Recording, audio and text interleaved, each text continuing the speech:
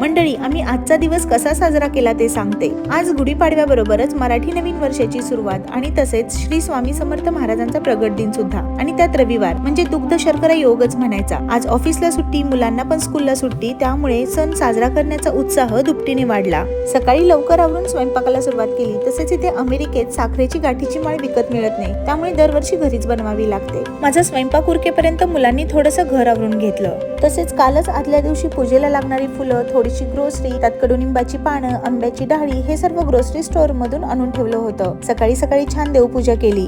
श्री स्वामी चरित्र सारामृताचे 21 अध्यायाचं पारायण केलं। आज काही मित्रमैत्रिणींना घरी बोलवलं होतं। आम्ही सर्वांनी मिळून गुढीची पूजा केली। सर्वांनी मिळून एकत्र सण साजरे केले की सणाचा आनंद अजून वाढतो। गुढीची पूजा करून झाली की सर्वांनी मिळून श्री स्वामी समर्थांची आरती केली। खूप प्रसन्न वाटत होतं। देवाला नैवेद्य दाखवला आणि सर्वांनी मिळून एकत्र जेवण केलं। असा आजचा दिवस साजरा झाला।